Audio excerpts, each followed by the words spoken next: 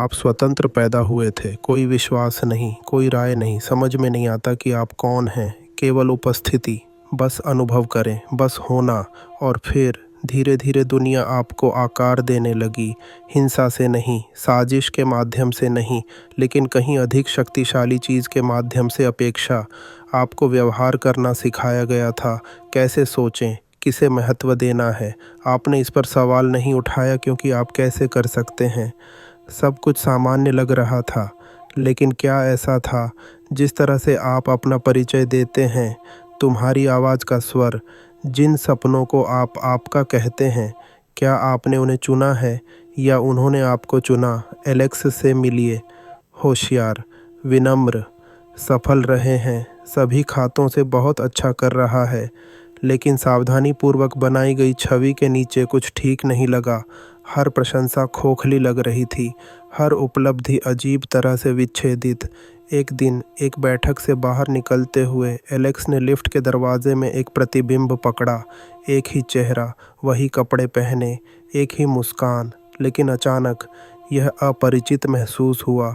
एक विचार ने फुसफुसाया, यह कौन है? और वर्षों में पहली बार उनके पास कोई जवाब नहीं था। कार्ल जंग कहेंगे कि एलेक्स उस व्यक्ति से मिल रहा था, वह मुखौटा जो हम सभी पहनते हैं। स्वयं के संस्करण ने दूसरों के लिए आकार दिया, मेन फिट होने के लिए, पसंद करने के लिए, जीवित रहने के लिए। बच्चों के रूप में हम नियम सीखते हैं, चुप हो जाओ, तुम रो मत, जब तक बात न की जाए तब तक बात न करें। हम देखते हैं कि हम में से किस हिस्से को पुरस्कृत किया जाता है और किसकी अनदेखी की जाती है, और इसलिए हम अनुकूलन करते हैं। टुकड़ों टुकड़ों में हम एक मुखौटा बनाते हैं, जब तक समय के साथ हम विश्वास करने लगते हैं कि यह वास्तव में हम हैं। लेकिन यहाँ एक बात है, व्यक्तित्व बुरा नहीं है, ये हमें दुनिया को नेविगेट करने में मदद करता है, ये हमें सुरक्षित रखता है।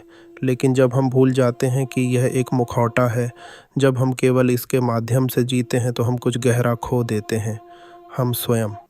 तो आप वास्तव में कहाँ जाते हैं? छाया में।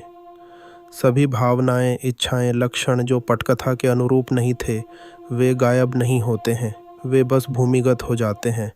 आपको बताया गया कि वह आग बहुत अधिक थी, उस जिज्ञासा को अजीब करार दिया गया, उस संवेदनशीलता को कमज़ोर के रूप में शर्मिंदा किया गया। आपने उन्हें दफन कर दिया, लेकिन वे नहीं मरे, वे एक मूक शक्ति बन गए, आपके डर, आपकी आदतों, आपकी प्रतिक्रियाओं को प्रेरित करते हुए। क्या आपने कभी किसी से नफ़रत की है? बहुत साहसी होने के लिए, बहुत अधिक अभिव्यंजक, बहुत मुक्त। कभी कभी आप दूसरों में जिसका विरोध करते हैं, वही आप अपने आप में नकारते हैं।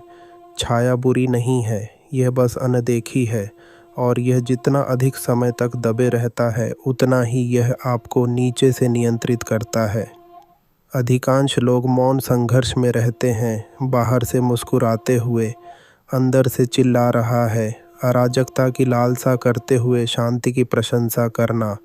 वे यह भी नहीं जानते कि वे खाली क्यों महसूस करते हैं, तब भी जब जीवन भरा हुआ दिखता है। लेकिन सच्चाई यह है, आपकी बेचैनी कोई समस्या नहीं है, यह एक संकेत है। दरवाजे पर दस्तक हुई, एक निमंत्रण, मास्क को हटाने के लिए, छाया से मिलना, स्वयं को पुनः प्राप्त करने के लिए। जो आप दुनिया से पहले थे, आपको सिखाया कि कौन होना चाहिए। इस यात्रा का एक नाम है व्यक्तित्व। यह कोई नया बनने के बारे में नहीं है, यह आपके उन हिस्सों को याद करने के बारे में है जो पीछे छूट गए थे, और उनका स्वागत करते हैं। व्यक्तित्व को नष्ट करने के लिए नहीं, बल्कि अब इससे फंसने के लिए नहीं, क्योंकि खुद से भागने में स्वतंत्रता नहीं मिलती है, यह संपूर्ण होने में पाया जाता है। तो यहाँ सवाल है, जब आप दर्पण में देखते हैं, क्या आप खुद को देखते हैं या सिर्फ एक अच्छा प्रदर्शन? आप तक वापस आने का रास्ता आसान नहीं है, लेकिन यह आपका है, और शायद यह मास्क उतारने का समय है।